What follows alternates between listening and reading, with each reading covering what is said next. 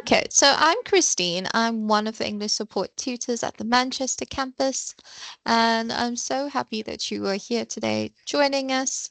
And we're going to get straight into it. Okay, so we're going to be looking at integrating sources with a special focus on paraphrasing, quoting, and reporting verbs. So, first question, what is paraphrasing? Does anybody want to tell me in their own words what they think is paraphrasing?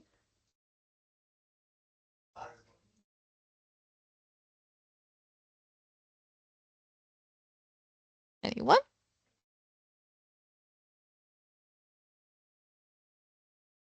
All right, so paraphrasing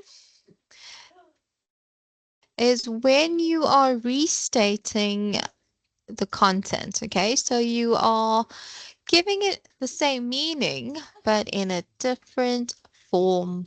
So you are rewriting it using your own words that are different from what the original author has said and restating it in a way that still maintains its original message, but is now changed its words.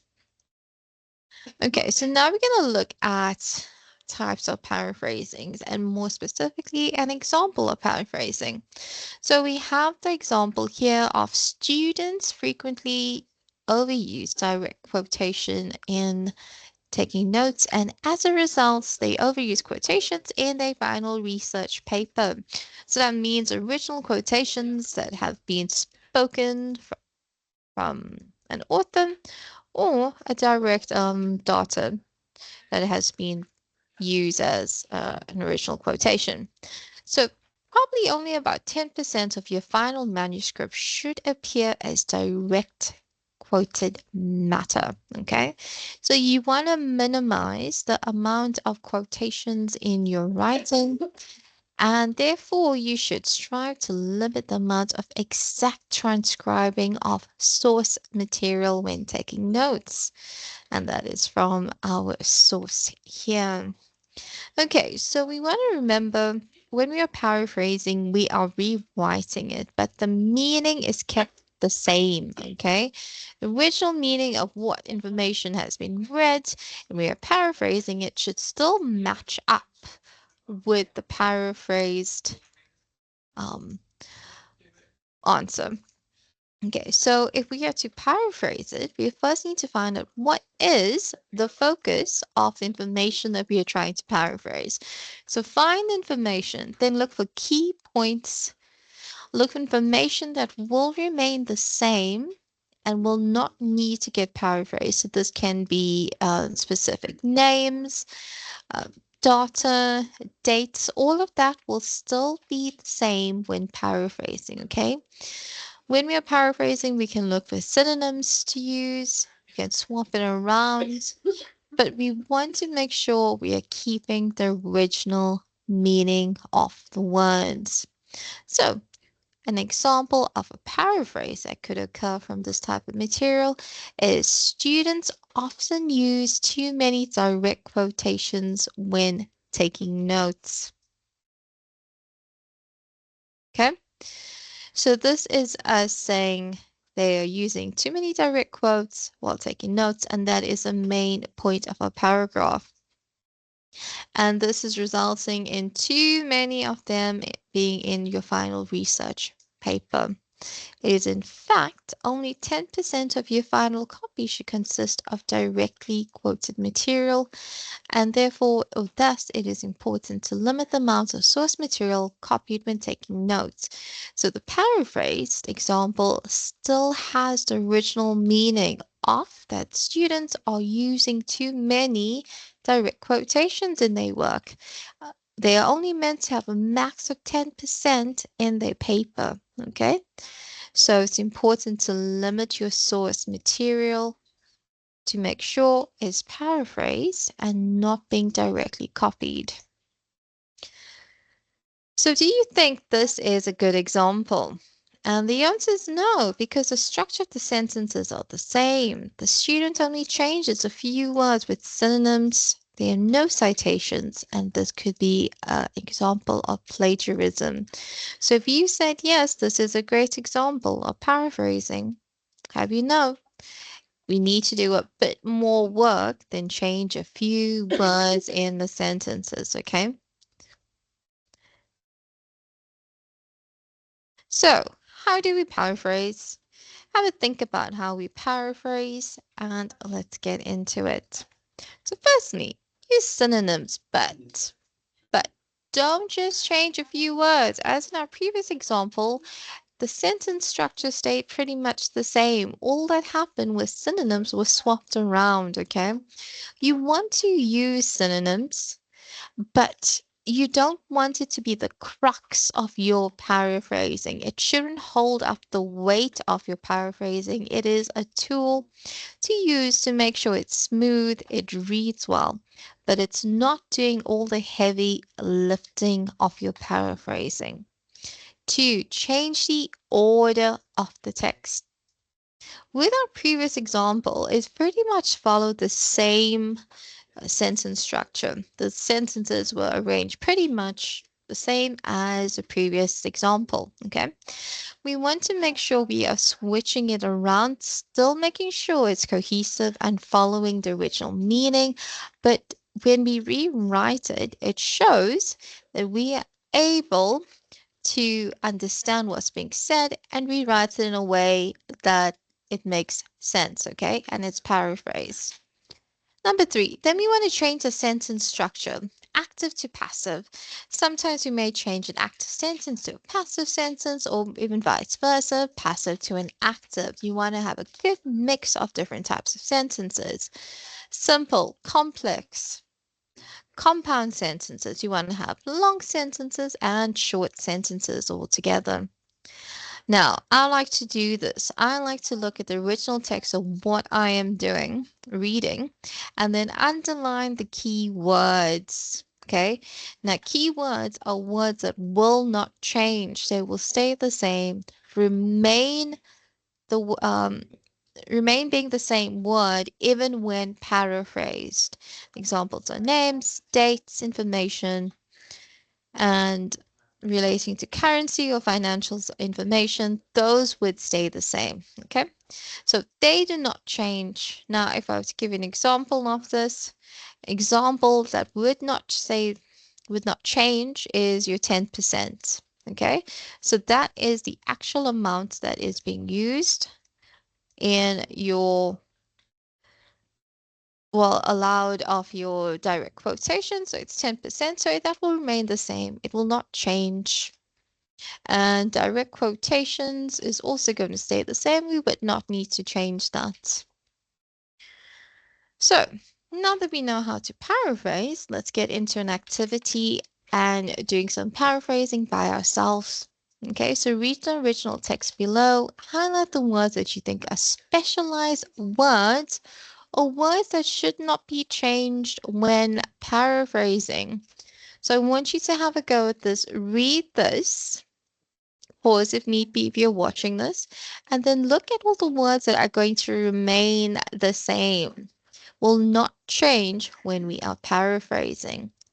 Have a think about that.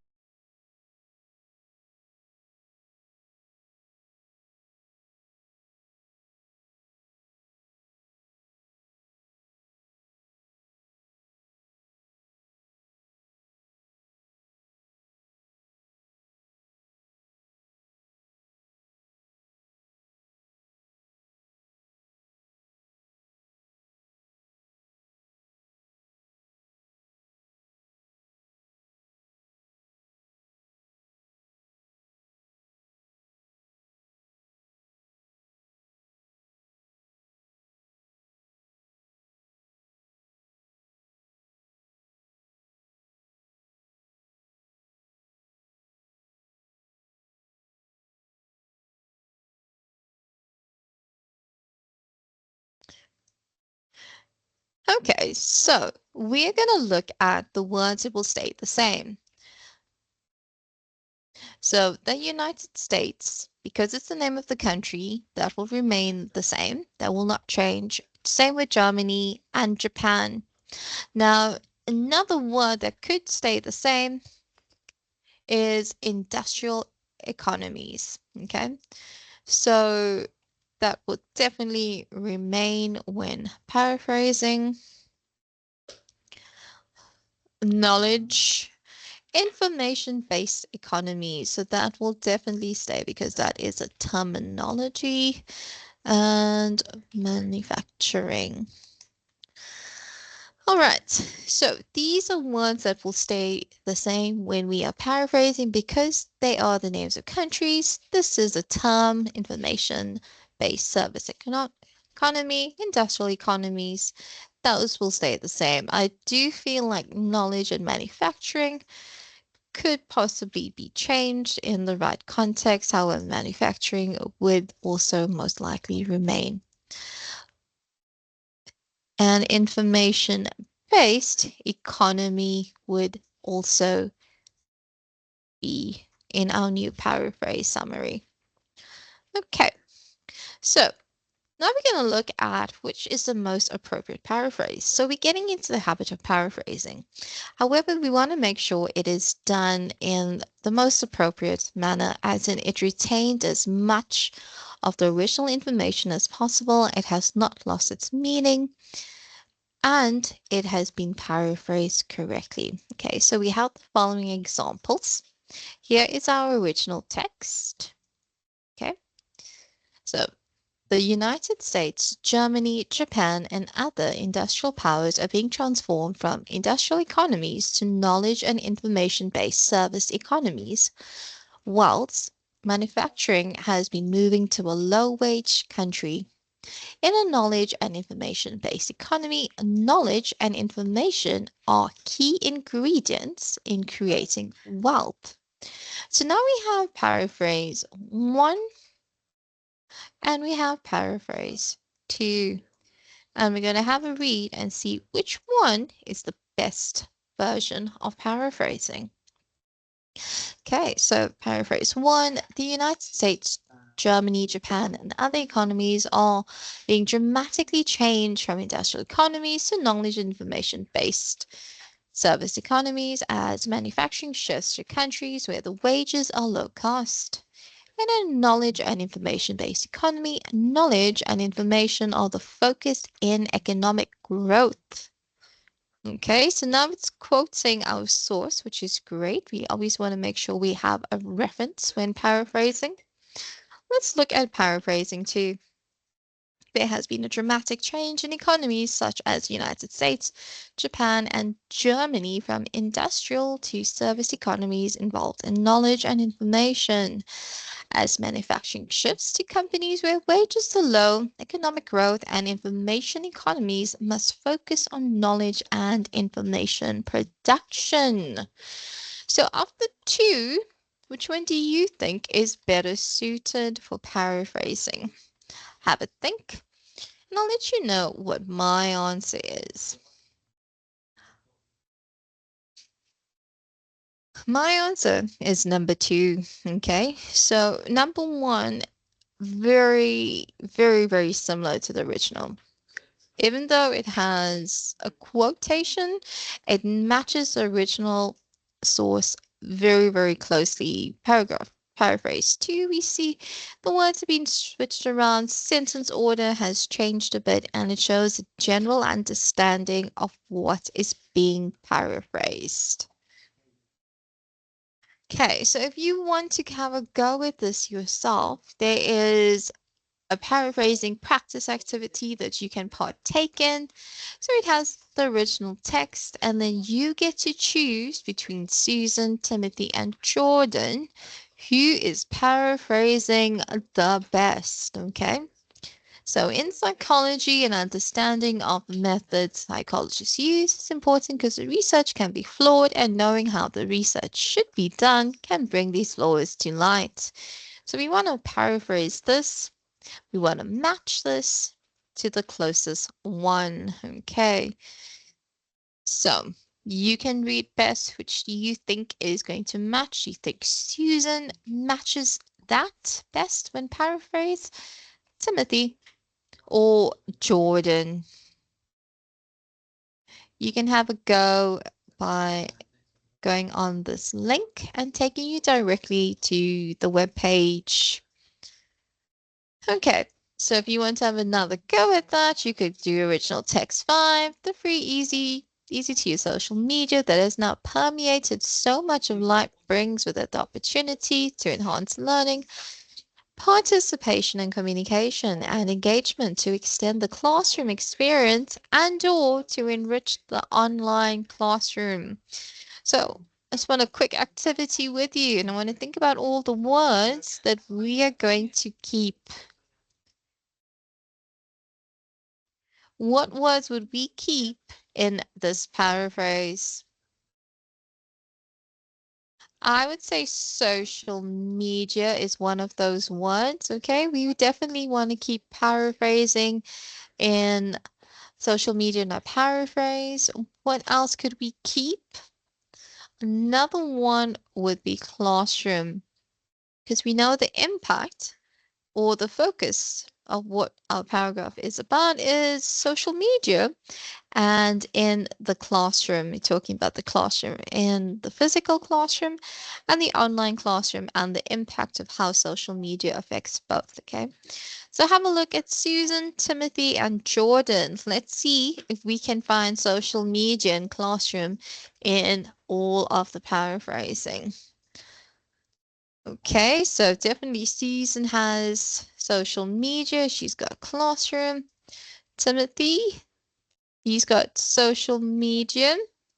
No, classroom, social media, and classroom. So Jordan. So then that means I can already say no thank you to Timothy because he doesn't have classroom in there. Let's focus a bit more on Susan. The free, easy to use social media that has now permeated so much of daily life brings with it the chance to enhance reading, learning, participation, discussion, and engagement, to extend the classroom experience and or to enrich the online classroom. Sounds a bit familiar. Jordan, social media has now permeated so much of daily life, brings with it the chance to increase learning, participation, and discussion and engagement, to extend the classroom experience and or to enhance the online classroom experience.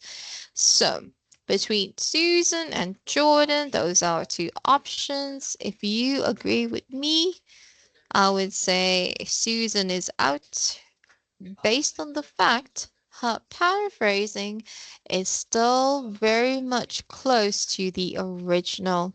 Okay.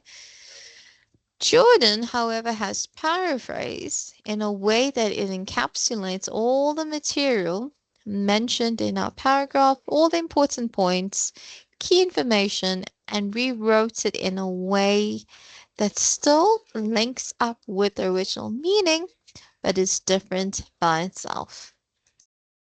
Okay, so now I have some tips for paraphrasing. Read the original text several times until you understand the meaning. Note down key concepts or key words. Put away your original text. Don't look at it. Write down your own version of the text without looking. Compare your version with the original text. And if your version is too similar, like Veronica, like Susan, make sure you change it, okay? Add in changes and then use your in-text citation. Always add in your in-text citation when paraphrasing. So now I have an activity 3 and I want you to paraphrase this text. The influence on social media on mental health is an area of concern. While these platforms can foster a sense of community and support, they can also contribute to anxiety, depression, and feelings of inadequacy, especially amongst younger users. The phenomenon of social media addiction has been widely studied, highlighting the compulsive need some individuals feel to engage with these platforms continuously. So, step 1, Key information, key fact, okay? So we could definitely say social media on mental health is our key focus. Now we're going to look for words that will remain. So what words will still be in our paraphrase text? So possibly platforms, anxiety, depression, because these are medical terms, social media addiction,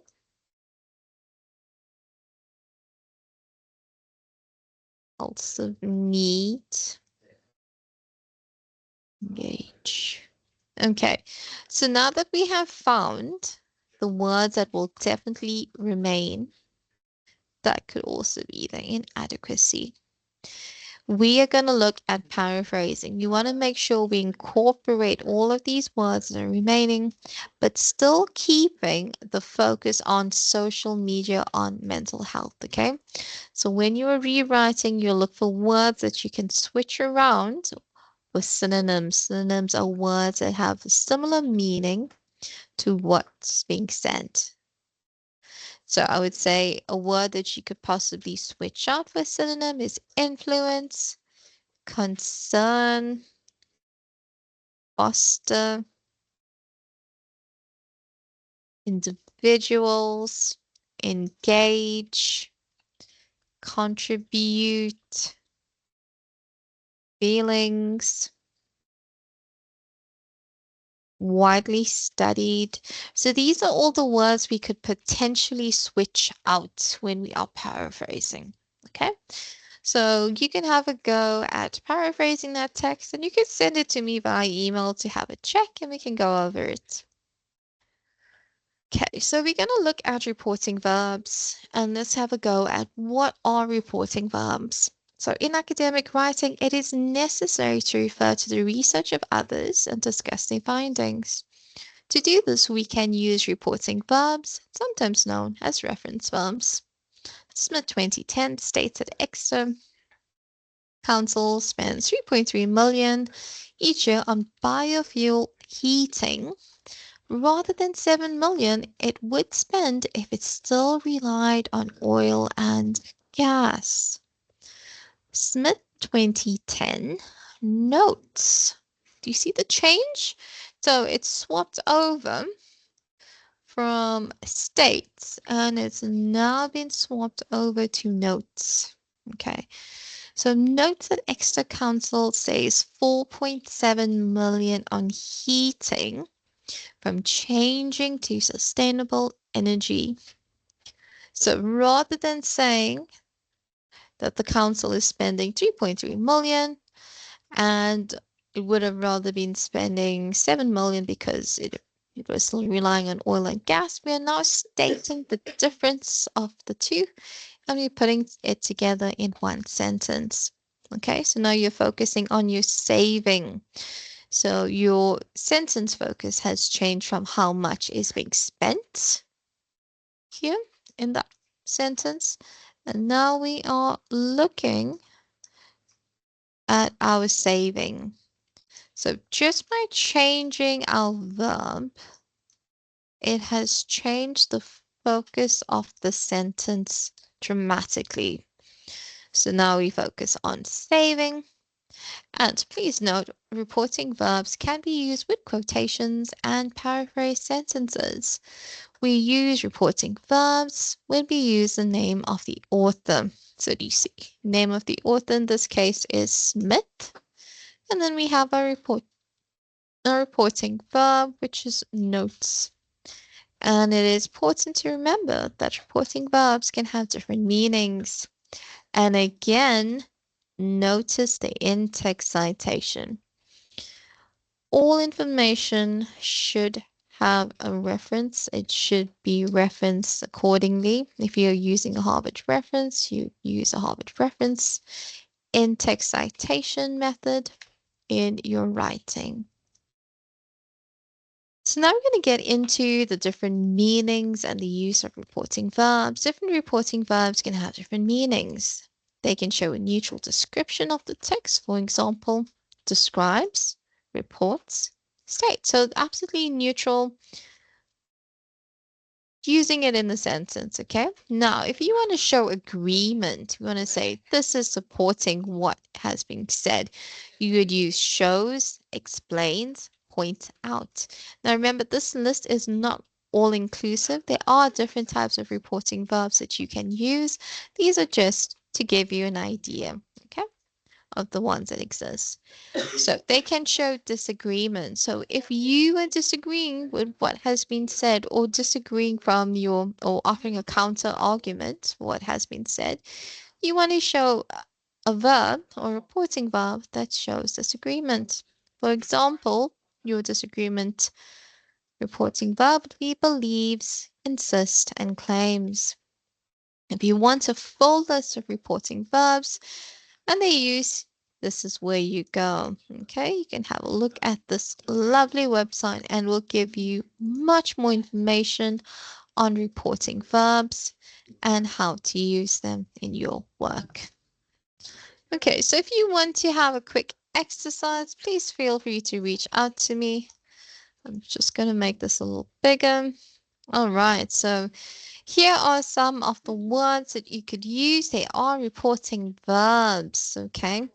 So you would change it to the verb that is given a brief description. So the first one has been done for you. The World's 2020 states that genetically modified GM food can be harmful for the body and says directly. So what word could you use that says it directly and that it states? Okay. Another example, Jones 2018 blank refers to briefly, that's what we're going to fill in there, the importance of building restoration to a country's economy. So which word can we use that refers to briefly? You could do the same for Harris. Harris 2021 says indirectly that something is true. Okay. So look for a word that you can be used to say indirectly is true. Okay, so once you have that and you are all ready to go to the next page, I suggest you freeze the screen, take a screenshot, and then when you are ready, I'll give you a minute to think about it and we'll go on to the next slide.